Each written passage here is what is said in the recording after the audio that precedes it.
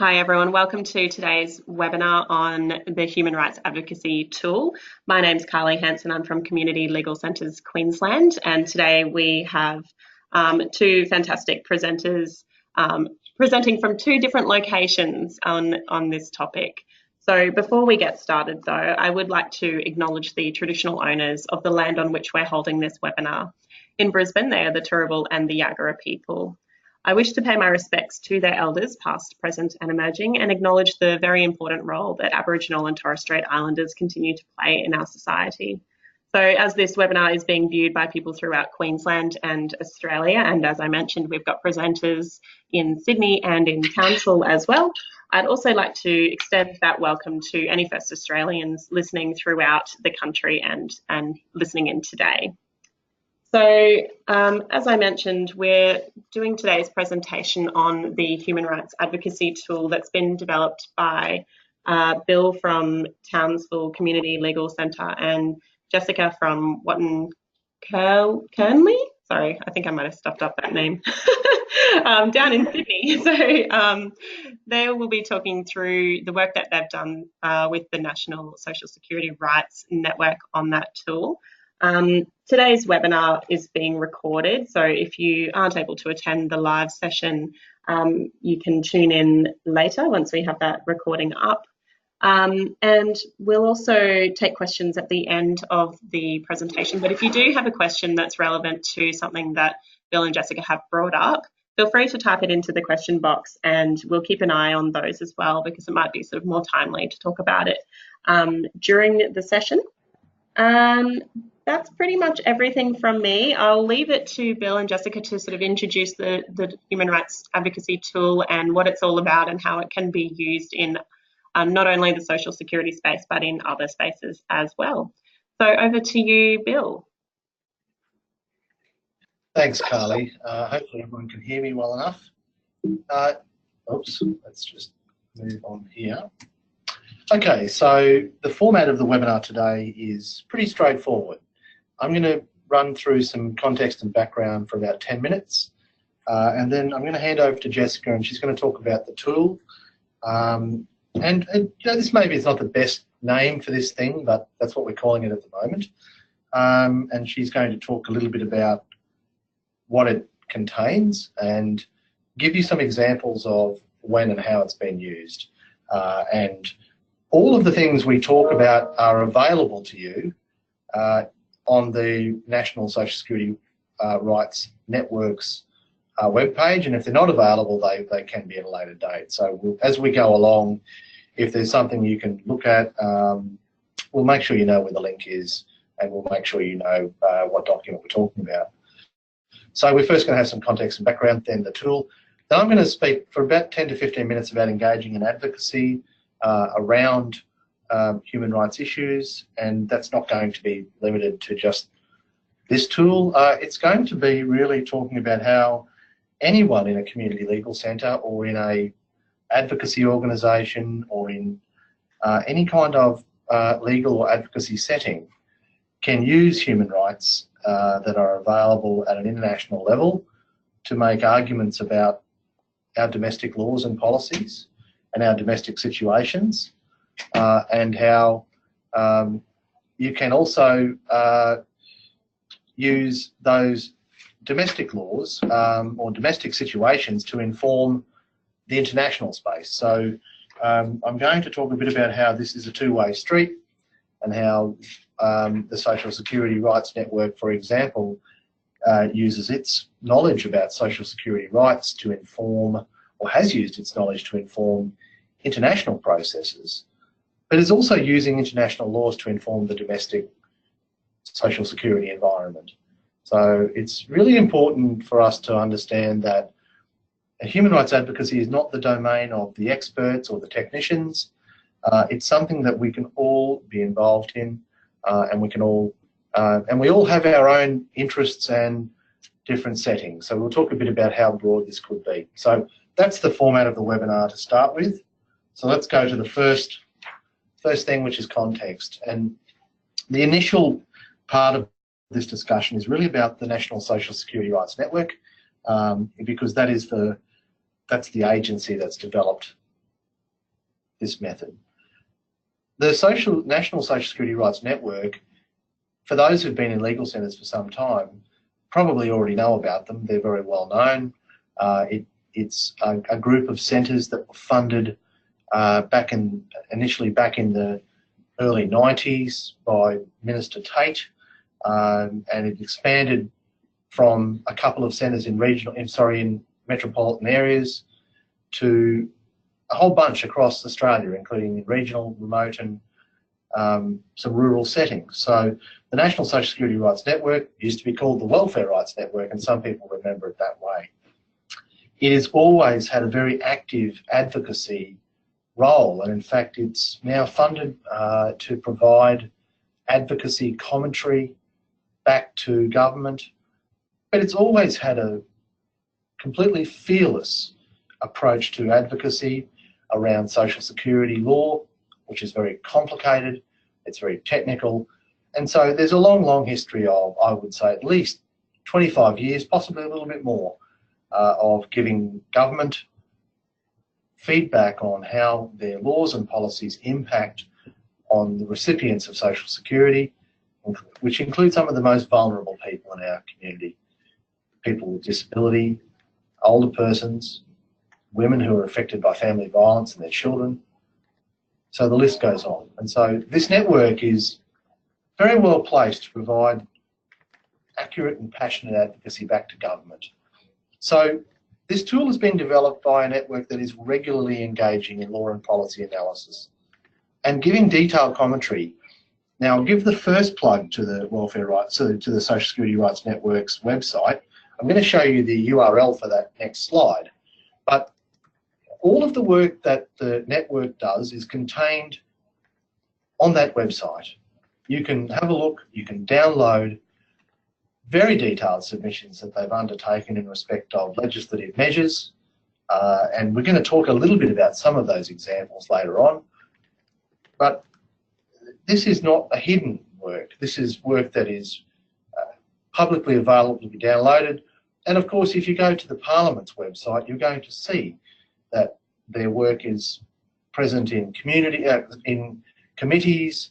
They often give evidence to specialist committees that are hearing about the impact of bills. So it's very active. I can't emphasise that enough.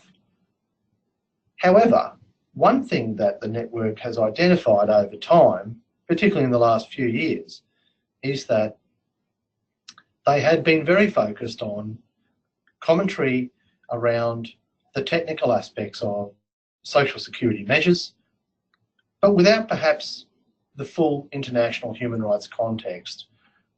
Increasingly, community legal centres and advocacy networks are combining their domestic advocacy with international human rights advocacy. It offers a level of sophistication, it offers a level of commentary that hasn't been provided before. It gives the big picture, the higher level picture. It allows us to think about how our advocacy, whether it be law or policy reform or even education work, fits within the international context. And so the network itself identified that international human rights norms clearly apply to the Australian domestic context. And it would be useful to think about how they might actually work in that space. So what happened was the network itself, through a few of its members, identified that a multifaceted approach was needed. And that multifaceted approach is quite simple. It's really, as I mentioned before, saying that on one hand, the network is able to provide commentary to government about how its domestic measures measure up against international yardsticks. So that's the first context, is saying to the Australian government, we're looking at your laws and we're looking at them against existing human rights norms or existing human rights standards. And this is how they measure up. This is very important because our Commonwealth government, and through that involvement, our state and territory governments, are members to these UN these UN conventions, the ones we'll talk about, they haven't always ratified every aspect of that system, and we'll talk about the reporting systems a bit later on.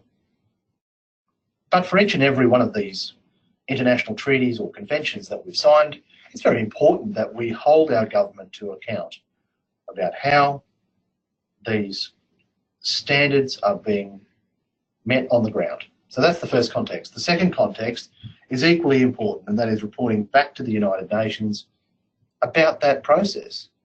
And so where we find examples of when the Australian government has not upheld those standards, we can report back through reporting processes and through individual complaints processes that issue.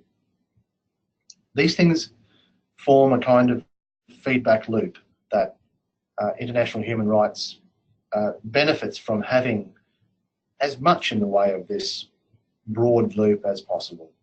So that's the context. I'm going to show you now just a cutout of the National Social Security Rights Network. Up the top you can see the URL, it's nssrn.org.au. This is a fantastic website, and it's not only helpful in terms of tracking down the policy advocacy work of the legal centres that do this work, but also it has a range of important information that can help you if you have clients who have welfare rights or social security rights issues. So this is a place where you can find fact sheets, you can find referral sources, and you can find policy documentation. It's an old and well-established network, and so the website collates many years of expertise. And but I recommend it to you, and please do have a look at the website after the webinar and see whether there's some information there that you or your clients might benefit from. You may already have looked at this website, you may already be using it, and I wouldn't be surprised if you were, because it's very good. All of the policy submissions that have used this tool, they're available, and I think it's up under the policy button you can see on the top right. I think it's there. If it's not there, there's something, or possibly publications. Have a look, and you can have a look at exactly how the network has used this tool to provide commentary to government. So not only are we talking today about a framework that you can use yourself within your own context, but we're also giving you some examples of how it's been done. How we might measure the outcome of all this is more complex, and we don't really have time today to go through that. There are evaluation processes available. Ultimately, the proof is in the outcomes in terms of legislative and policy change, and the Social Security Rights Network is frequently getting outcomes in that regard. And so we're going to, hopefully in the next year or so, begin to look more closely at which of those outcomes might be linked to the work that is made with respect to this human rights focus. So this is all background for you. We have some more background here, and I'll just run you through this very quickly because I want to hand over to my co-presenter very soon. We identified a need, as I said, within the network, and that was about midway through last year. There was an initial mapping process, and I'm going to show you that mapping process next slide so you can see just how complex it can look. And those of you who are old enough to remember Noodle Nation, which was, I think, a Labor Party policy on employment support, will remember how badly you can get a mapping process wrong with flowcharts. But mine's not quite that bad, but it's getting there, I must admit. So please feel free to accept that that's not the best and cleanest mapping process, but there was a mapping process nonetheless. Then there was an initial scoping paper presented at the National Social Security Rights Conference, where the members of the network were given an opportunity to feed into this process and in fact endorsed that this process was a good idea. There was agreement to proceed, and there was a reach out to pro bono partners, Watt and Kearney, in early 2018, and where they proceeded to do most of the design work of the tool itself. I certainly can't take much credit for that. Leanne and Jessica have done the lion's share of the work on this, which of course came from that mapping process. And so this is a process you can mirror this process for your own setting, and that's the point of the webinar today. So let's have a quick look at how that was mapped. Now, I don't want us to focus too much on this. I just want you to see this for what it is, the complex roadmap of UN rights to social security, or rights to social security under international human rights law. You can see that there's a whole lot going on there. And most importantly, at the top, we've identified the right to social security. And then, but off to the side, there's a whole range of other rights that are interrelated. Below that, we've got some non-binding declarations. And then below that again, importantly, we have binding treaties. And these are the treaties that we are most likely to rely upon in our policy arguments. We've then got below that a series of reporting and complaints processes, which involves what we might call systemic or country complaints, as well as systemic or country reporting processes, as well as on the right-hand side of that long rectangle, individual complaints, where there is an optional protocol or where there is a possibility of doing that. And then I've also showed you down there which treaty bodies are responsible for undertaking that work. Right down the bottom, we've got a green rectangle. It's called the Universal Periodic Review, which is an overarching review of each country's human rights record, which is on a cycle as well. Each of these reporting processes is on a cycle. I'm not going to get bogged down in the cycles at this stage, but it's important to know because they roll around and come around again and again. So that's the mapping that we did for social security rights. You can see that there's a range of places in which there is a right to social security of some kind.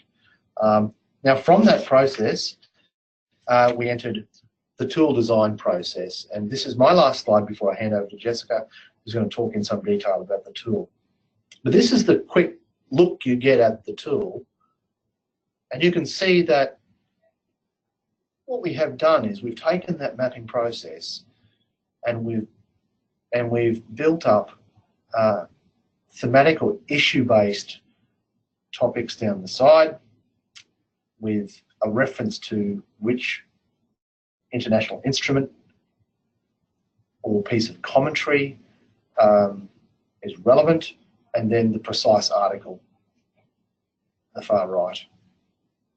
So what we have done is taken all of that mapping process, plotted it out in a way that we can quickly refer to. So if a matter comes in, if a legislative issue comes up, we can use this tool to identify exactly which part of the complex picture of rights to social security might be applicable. We can move to that particular article and look at what obligations we have, and we can then use that to give commentary on the bill or the provision or the policy, which is at a high level and informs the more detailed technical feedback we might give. So whilst we'll still provide submission that is detailed on the actual elements of that bill, the provisions, we can also give this higher level commentary, and this leads us to that very quickly. So with that, I'll hand over to Jessica, who's going to talk a little more about the tool. Great, thanks, Bill. So you may be wondering, we've been discussing the kind of lead up to creating the tool, how the tool was made, how it started with a mapping process, but you may be wondering how exactly you can then adopt it and put it into practice in your advocacy work. So Bill gave us a brief rundown, but essentially, in short, the premise of the tool is that it will help you to easily, efficiently, quickly identify and insert the relevant international human rights obligations into whatever document you might be working on. And there are a number of examples where this might come into play. One of the most important ones that Bill has been talking about is if we are drafting a submission about a bill that the government is considering. But also it does not only have to be in that kind of explicit advocacy side of work. You could also use it if you were preparing a presentation on a particular subject and you wanted to quickly get across the human rights side of it before you finished off your presentation. So you can use it in that educational sense as well to avoid doing a lot of original research yourself. So the tool helps you do this all very efficiently. More generally though, the tool also acts to cover the landscape of international agreements relevant to social security. And what really stuck out to me when I was helping to develop this tool was that it makes it abundantly clear how human rights issues almost always intersect. So for example, the right to social security is often unfortunately eroded at the same time as, say, the right to non-discrimination is eroded, which is so clear once you are considering the case of Indigenous or disabled people, for example. And the tool helps you to quickly recognize and back up these intersectional issues and effects on individuals. So the idea of the tool is that once you have this solid foundation to start from, you can easily update it as new issues arise or as the United Nations releases new findings on Australia's compliance. For example, just a few weeks ago, they released their new observations on Australia's compliance with our obligations in relation to non-discrimination against women. So how the tool works is very simple. I would describe it in about 3 steps. First, you can ask yourself questions about the issue you are considering and identify the human rights concerns through that process. And second, you consult the tool to identify the applicable obligations. And finally, third, you use the tool to copy and paste relevant excerpts of the international human rights agreements and also concluding observations published by the United Nations. So as we saw earlier on the previous slide, it begins with the first issue-based column, which considers a number of issues around social security, which begins at the top with the very broad general rights, like the right to social security generally. And this will be ultimately relevant in all cases, but then as you move down, you will see everything getting slightly more specific. So we then move down to access issues regarding social security. And we consider specifically asylum seekers, women, disabled people, Indigenous people, and children in the tool at the moment. But as more issues arise or as the United Nations publishes more observations, you can update the tool, and that's basically the whole idea of it. And then as you keep moving down the tool a bit further, the issues become even more specific, shifting to current issues we're seeing arise. So as you can see on the slide right now, these areas are things like family violence, the Centrelink robo-debt program, work for the dole, drug testing, and so on and so forth. Some of these issues you will notice are similar to the access issues listed above, but in a much more specific context.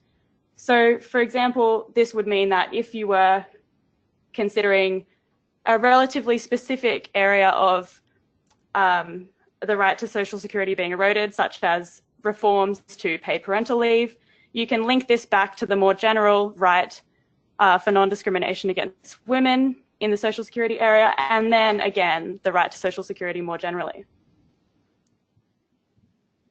Then if we move over to the second column of the table, that listed as Bill discussed the relevant international agreements and treaties you might want to refer to. So despite what might seem a specific focus on the right to social security, you will see that the tool essentially lists all of the major international agreements to which Australia is a party. So if you were dealing with a totally separate issue and you just wanted to see what the landscape is like for human rights agreements, it can also assist you in that way.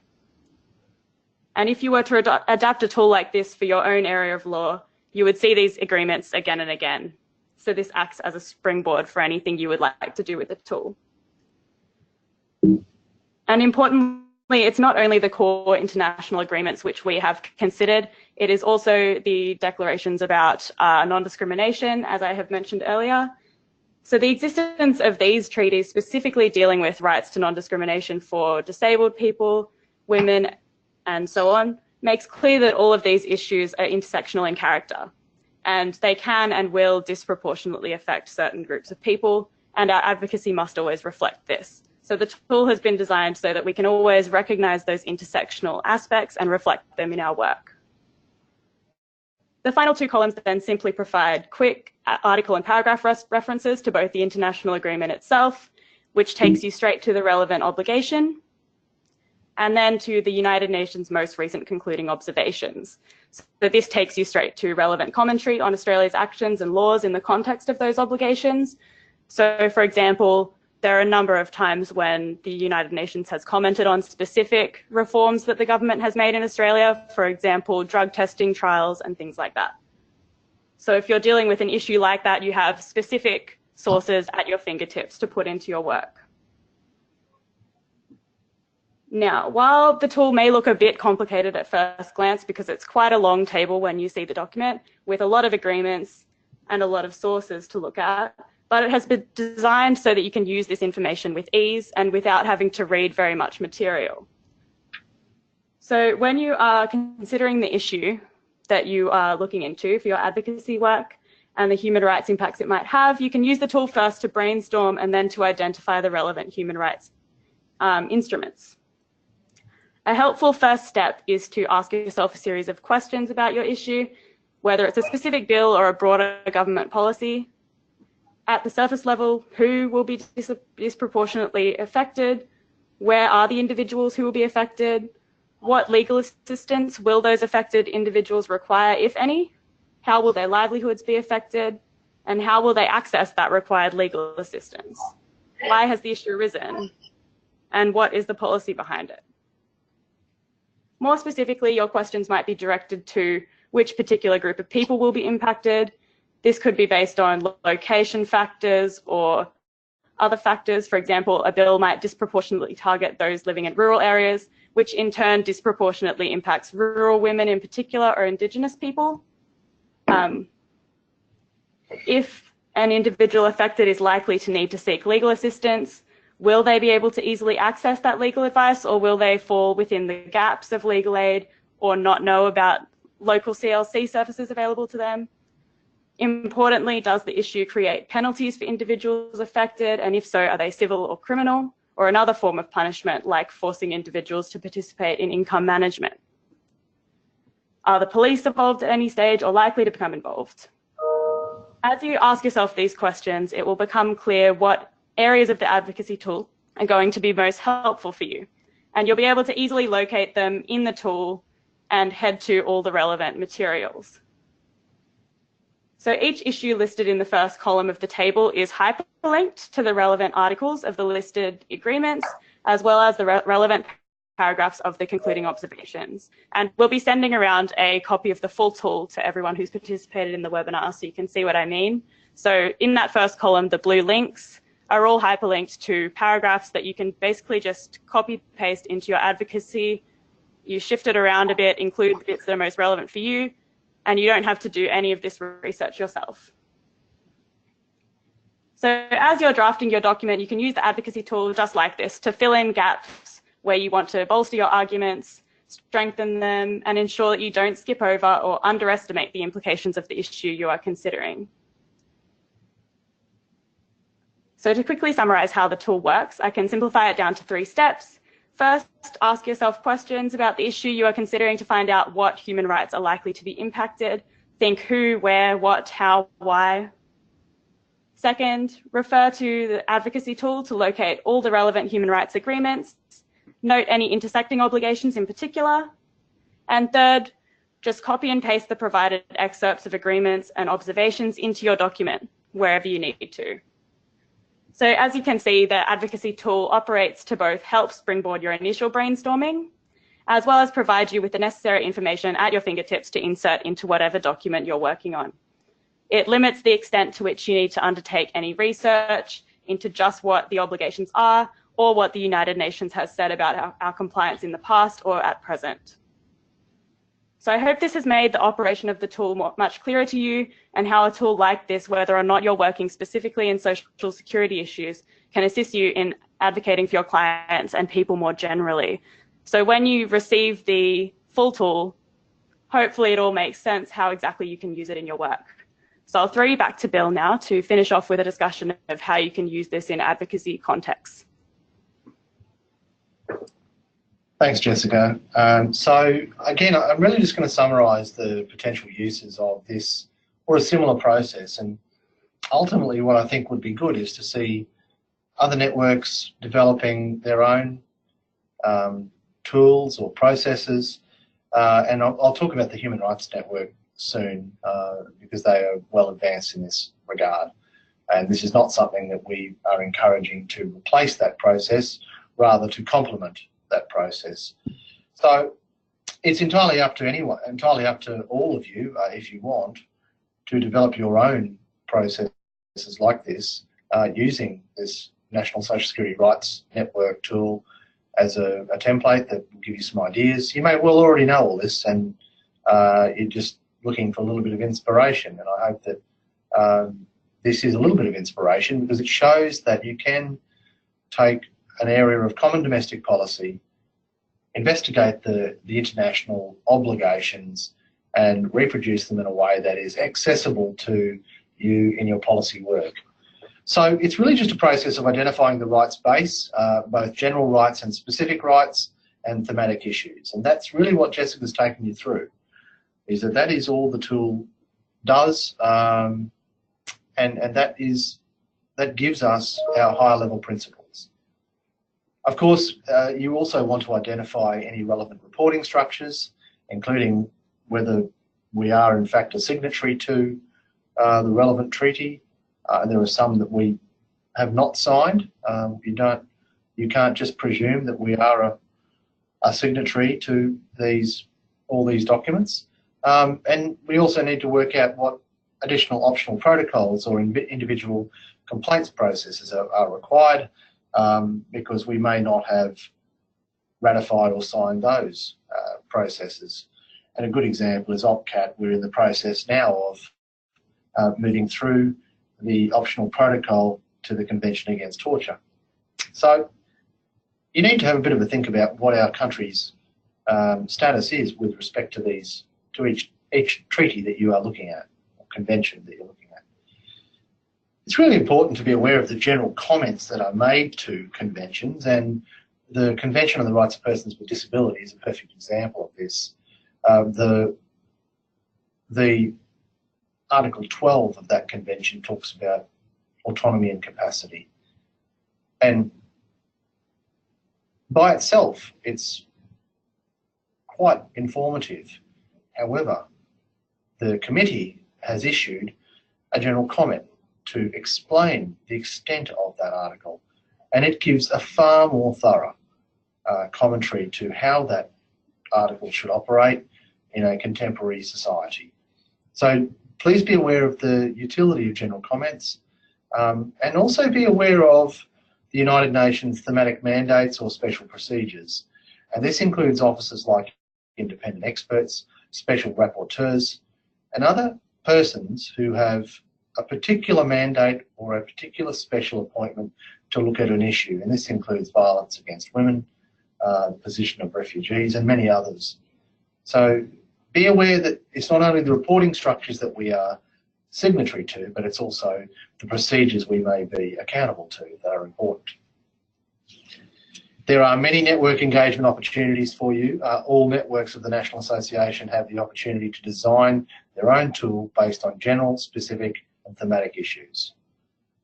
All networks and all members of NACLEC and all community legal centre lawyers and workers have an opportunity to feed into the shadow reporting processes that the Human Rights Network and some particular individuals are responsible for. And this is a fantastic opportunity. And Jessica mentioned the recent report on the Convention on Elimination of Discrimination Against Women.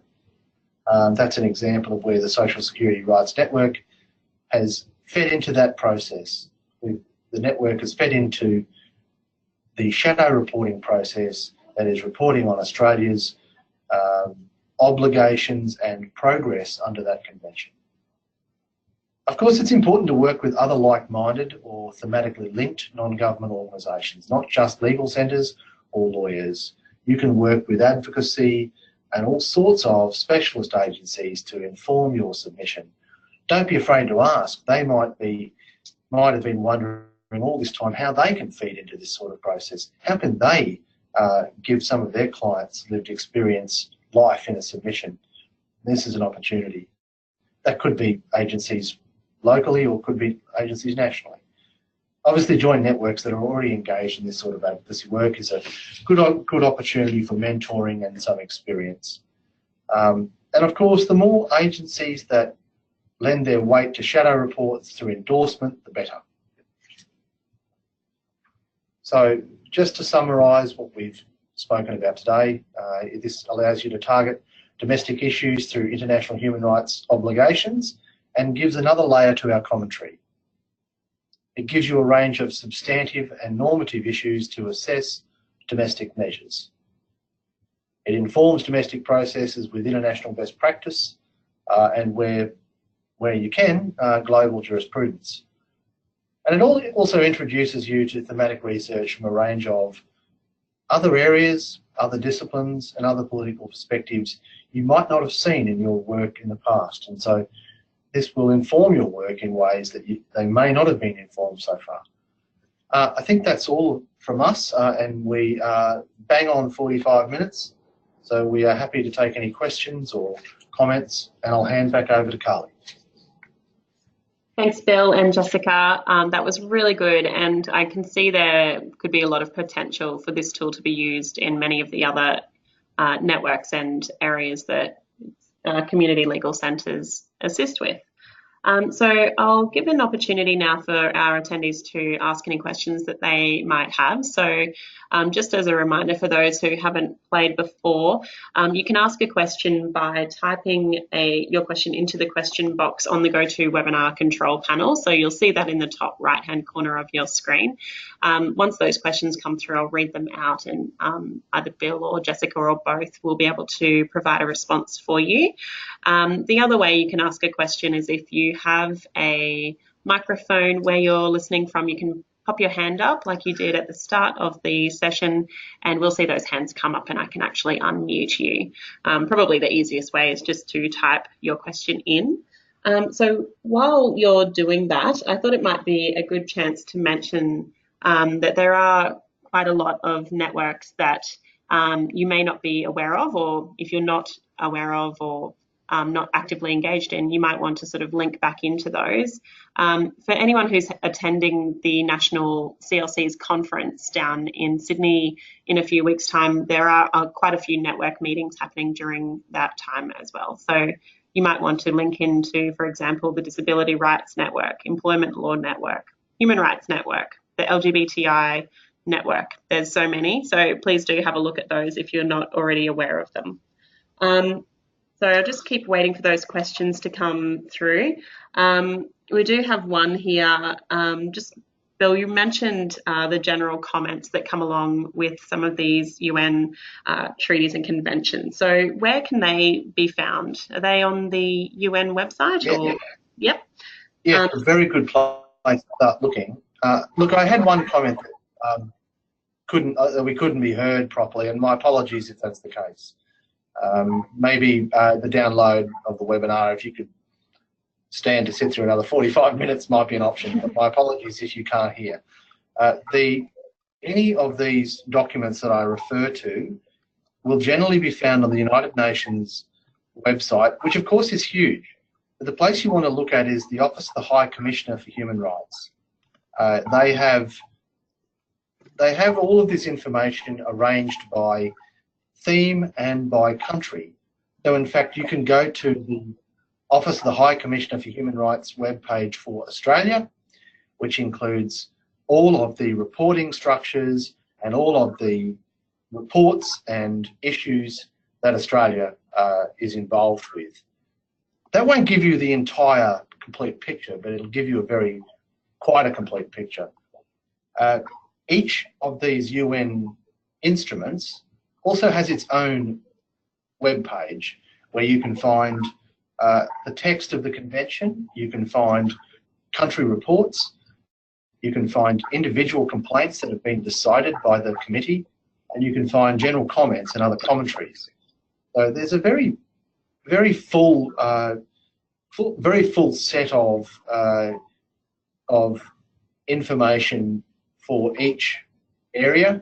And it's a matter of just having a look and going to the UN's website, particularly, as I said, the Office of the High Commissioner for Human Rights. And if you just Google UN human rights, you'll find it there. Fantastic. So you may have already mentioned this, but is the tool now finalised and available for people to view, or is it still just sort of getting some last minute fixes made? We were actually doing some updates in the past week because of the new concluding observations that were published about the elimination of discrimination against women. So now it's basically ready to go. Excellent. That's But fantastic. yeah, the idea is that it'll be continually updated over time. That's really good. And I'd hope that that's available on the network's website, and the current version might be able to be provided, Carly, to CLCQ, where it could live with this PowerPoint, perhaps. Absolutely. I will definitely arrange that for you. We don't have any other questions coming through. Is there anything else, Bill and Jessica, that you wanted to mention or as a final remark? If any questions do come through once people have a chance to think about them and you want to send them by email, that's not a problem. We're happy to pass them on to the presenters to answer. But if you've got any concluding remarks, guys, we're happy to hear those now too. I'd certainly recommend that anyone who's interested in doing this process seek the support of a number of existing agencies, particularly the Human Rights Network of NACLIC, the Human Rights Law Centre in Victoria, and possibly a pro bono partner like Watt and Kearney. And I don't mean them particularly, I mean a pro bono partner who can help you put together some of this guidance material. So make sure you get a wide range of views and you'll probably get a better result from that. Fantastic. Bill, I might just ask before we finish up here, have you used any of this tool to actually inform some of your law reform submissions yet, or is it still a bit too new? No, the network has used it on a number of occasions, and if you look at the network's website and if you look at its submissions to Parliament, it has used it quite thoroughly this year, across a range of issues. And some of those ones that Jessica mentioned in terms of thematic issues, drug testing of welfare recipients, work for the dole or CDEP issues, family violence, income management. These issues have all had a human rights commentary layer in their submission. So yes, you can go to the website, you can have a look at some examples of how it's been done, and I think it's been done very well. As I said, what we will hope to do in the coming 12 months is begin to refine that process and begin to evaluate its impact. That's excellent. So I think we'll wrap it up there. Bill and Jessica, thank you so much for presenting today and sharing the excellent work that the National Social Security Rights Network has done, in particular with this advocacy tool. I do hope that everyone will have a look at the tool when it's sent out tomorrow with the recording of today's webinar. We'll also make it available for you to download and to see whether it can be used in your particular context as well. So on behalf of everyone who's listening today and listening to the recording, thank you so much, Bill, and thank you so much, Jessica, for sharing your expertise in this area and for doing this great work. Thanks, Carly, and thanks, Jessica. Thank you. Thank you all.